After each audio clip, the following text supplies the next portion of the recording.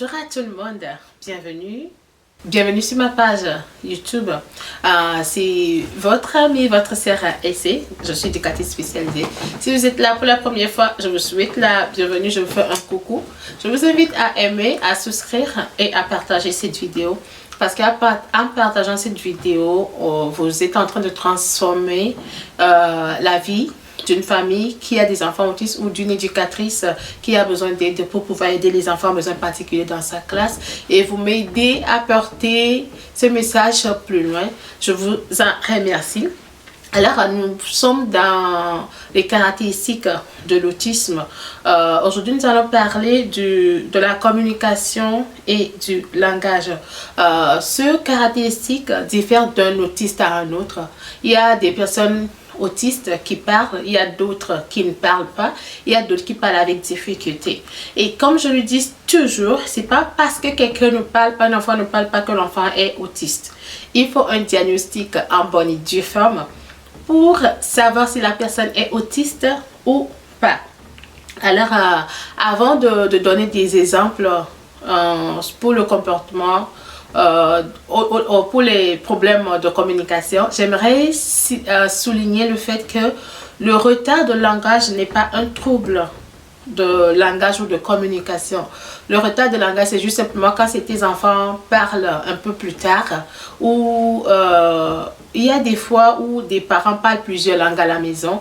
Par exemple, j'avais travaillé avec une fille où elle a du mal à prononcer certains mots. C'est juste parce qu'à la maison, elle parle arabe et puis elle vient d'immigrer au Canada et c'était difficile, mais c'est pas un enfant elle n'avait aucun besoin en réalité.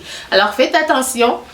Les éducatrices qui me regardent en ce moment, ne doigtez pas les enfants pour dire oh oui, cet enfant a un de ces caractéristiques dont l'enfant est autiste, ou vous qui avez des cousins et des enfants, ne les doigtez pas, parce que le jugement des autres fait aussi que les parents sont renfermés sur eux-mêmes, ils ne veulent pas aller chercher de l'aide.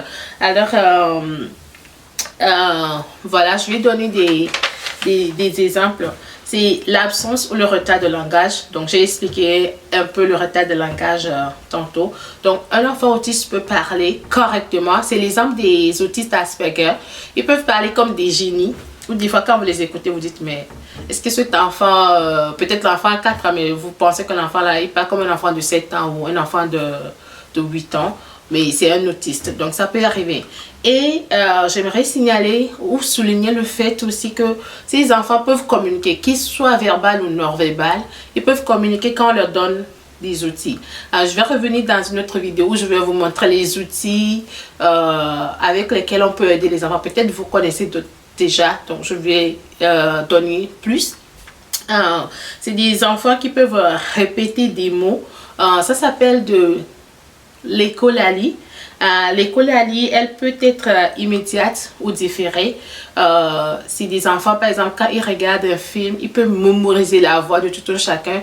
Et puis quelques minutes plus tard ou des jours plus tard, ils reviennent et ils récitent la chose. Ou bien ils disent des mots à répétition. C'est ce seul mot qu'ils disent encore et encore. Ou tout ce que vous dites, l'enfant répète. Tout ce que vous dites, l'enfant répète.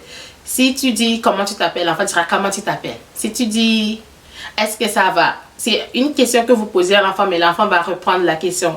L'enfant dira aussi est-ce que ça va. Mais je ne dis pas que quand un enfant fait cela, fait automatiquement autiste. Alors, il y a certains enfants qui inversent les pronoms. L'enfant va utiliser, il va inverser le pronom le je et le tu. Au lieu d'utiliser je, l'enfant va tout le temps utiliser le tu, même si l'enfant parle de lui-même ou d'elle-même. Il y a aussi une compréhension très limitée et très particulière. Des fois, vous expliquez quelque chose à l'enfant, mais l'enfant ne comprend pas. C'est pas parce que l'enfant fait exprès. En Afrique, souvent, on pense que ces enfants, c'est des enfants, entre guillemets, bêtes, qui ne veulent pas apprendre. Ou certains éducatrices pensent que les enfants font semblant. Non, ils ne comprennent pas simplement parce qu'ils ont un besoin particulier. Alors, faites attention à ces genres d'enfants et cherchez de l'aide pour eux. Si vous êtes parent et que vous voyez que votre enfant se comporte comme ça, ne commencez pas à pleurer, ne désespérez pas. Cet enfant peut communiquer. Pas selon la manière dont vous voulez ou pas comme les autres enfants communiquent, mais il peut communiquer à son rythme aussi. Alors, ça c'est ça. Il y a l'absence de gestes simples comme au revoir ou... Mais ça, je l'avais dit dans l'autre vidéo. Si vous n'avez pas encore regardé, je vous encourage à regarder cette vidéo-là aussi. Le fait de ne pas pouvoir dire au revoir, ça ne veut pas forcément dire que c'est un enfant autiste. J'avais dit que ça peut avoir avec la motricité fine ou la motricité globale de l'enfant aussi. Ou il y a certains enfants que les parents ne les laissent rien faire. Les parents veulent tout faire pour ces enfants-là. Donc, l'enfant peut avoir un retard significatif. Mais ce n'est pas parce que l'enfant a un besoin particulier. C'est juste qu'on n'a pas donné l'opportunité à l'enfant d'apprendre ou d'exercer cette habileté. Donc, c'est ça. Alors, il y a certains enfants aussi qui peuvent connaître plusieurs mots, mais ne peuvent pas mettre ces mots dans une phrase. Par exemple, l'enfant peut savoir le mot faim pour dire comme j'ai faim, séparément, connaître le mot la pâte ou la pomme, mais l'enfant peut connaître aussi le mot je et peut connaître le verbe veut, mais il ne peut pas faire une phrase comme je veux la pomme. Donc, quand vous observez des enfants et vous voyez qu'ils ont ces caractéristiques que je viens de citer, comme je l'ai dit, c'est pas un diagnostic, c'est pas vous dire que les enfants sont automatiquement autistes, mais c'est pour vous donner des idées. Alors, allez immédiatement chercher de l'aide si vous pouvez. Demandez à l'éducatrice des enfants, cherchez des choses, écrivez-moi. Je vais pouvoir vous aider. Je ne vais pas poser un diagnostic, mais je vous dirigerai vers les bonnes ressources.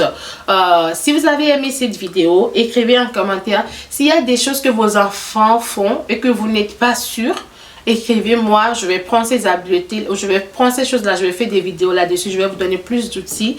Et que Dieu vous bénisse. Je vous retrouve la prochaine fois. Au revoir.